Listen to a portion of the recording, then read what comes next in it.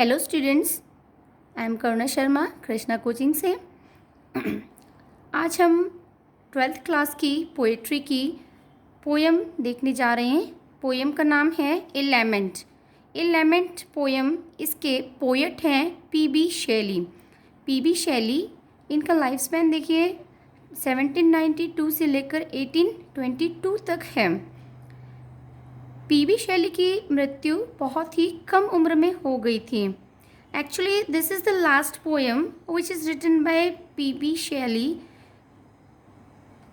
and it is the poem when he was very disappointed and he feels failure in his life, and his fear actually came true in the manner when he was sailing in the storm. While he was sailing, there is a storm and he was drowned in the ocean, and he actually his death occurred at the age of 29, and his fear, like this way we can say, his fear came true. उनका जो डर था वो सही साबित हुआ। इन्होंने जो ये पोएम लिखी है, इनकी 28 साल की जब उम्र थी, 28 ईयर्स की जब थे, तब उन्होंने ये पोएम लिखी थी, और 29 ईयर्स की जब थे तब उनकी डेथ हो गई। तो उनका जो फियर था, उन्हें जो फीलिंग्स आ रही थी कि मैं मरने वाला हूँ, तो उनकी जो फीलिंग्स थी वो हम इस पोएम के माध्यम से कह सकते हैं, इस घटना के माध्यम से कह सकते हैं कि उनकी जो फीलिंग्स थी वो सही थी, और उनकी जो प्री मैच्योर डेथ हो गई है वो इस पोएम से हमें समझ में आता है कि ये पोएम उनकी लास्ट पोएम है। इसके बाद उनकी मृत्यु हो चुकी थी, और उस फीलिंग को उन्होंने इस पोएम में शेयर किया है हमारे साथ कि उन्हें किस प्रकार से डर लग रहा था। जिस जीवन के पायदान पर वो खड़े हुए थे, उस जीवन के पायदान पर उन्हें उस समय खड़े होने पे कितना डर लग रहा था, हम इस पोएम के माध्यम से अब देखेंगे लाइन बाय लाइन करके।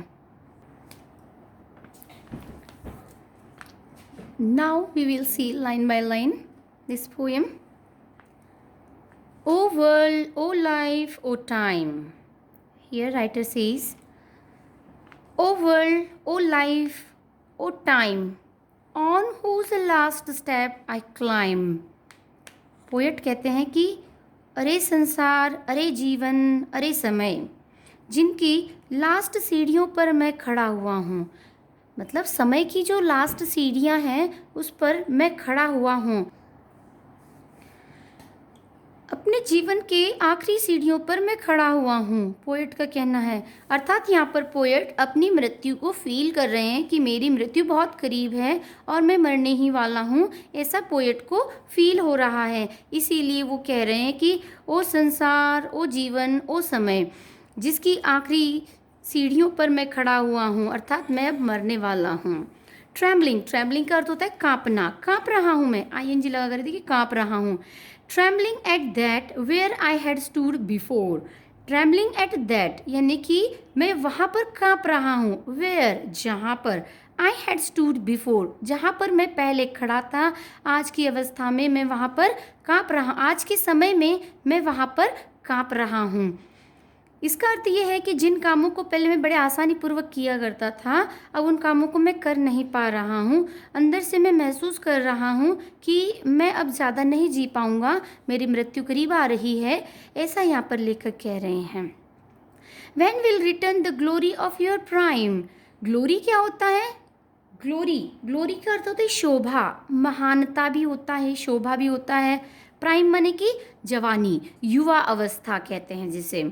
तो ग्लोरी, शोभा, उस युवा अवस्था की शोभा अब कब लौट कर आएगी, वो क्वेश्चन कर रहा है। युवा अवस्था की शोभा लौट कर अब कब आएगी, कब आएगी? अर्थात यहाँ पर यह है कि मैं पहले जिन कामों को बड़े आसानी पूर्वक किया करता था, अब मैं उन्हें नहीं कर पा रहा हूँ, तो मेरी वो स्थिति कब लौट कर आएगी। फिर नेक्स्ट लाइन में देखिए, नो मोर ओ नेवर मोर, कभी नहीं, अरे कभी नहीं।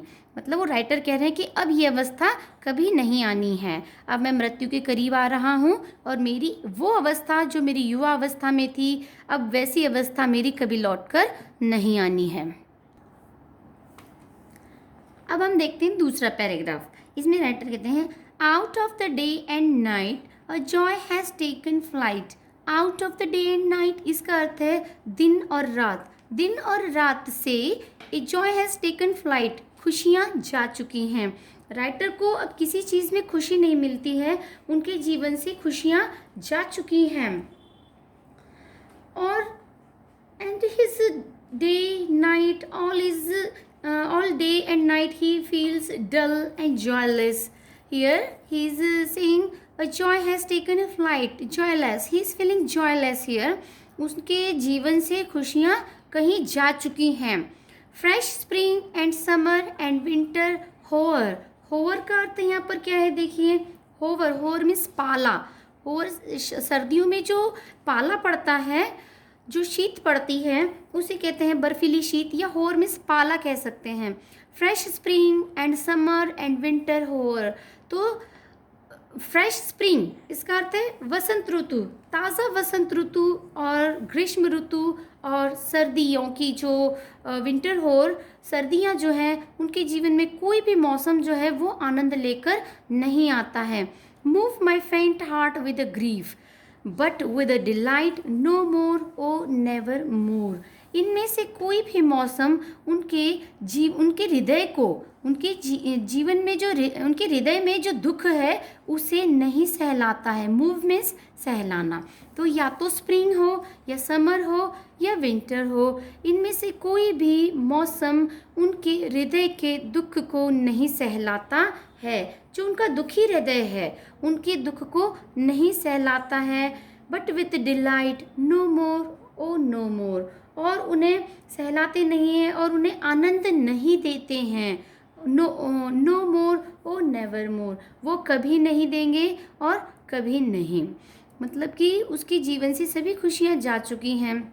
ना राइटर को दिन में खुशी मिलती है और ना ही रात में खुशी मिलती है, और ना ही उन्हें ग्रीष्म ऋतु में खुशी मिलती है, ना ही उन्हें वसंत ऋतु में खुशी मिलती है, ना ग्रीष्म ऋतु में और ना ही विंटर में। Move my faint heart with grief but with delight. मेरे हृदय को कोई भी ऐसा नहीं है मौसम कि मेरे हृदय के दुखों को वो सही कर सके, मेरे हृदय को सहला सके।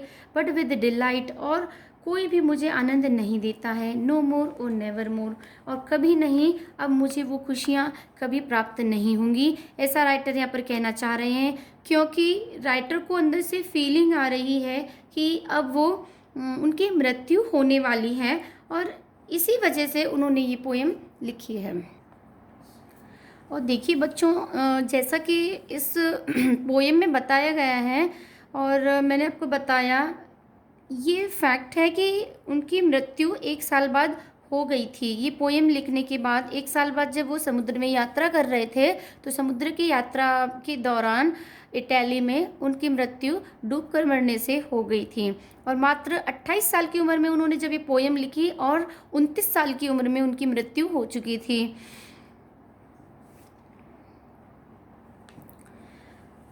और बच्चों, इस प्रकार से आज ये पोएम हो चुकी है। अगर आपको मेरी पोएम अच्छी लगी है तो मेरी इस वीडियो को शेयर ज़रूर करिए, सब्सक्राइब करिए और बेल आइकन ज़रूर दबाइए, ताकि मैं अब नई नई वीडियो जो अपलोड कर रही हूँ वो आप तक पहुँचते रहें। धन्यवाद।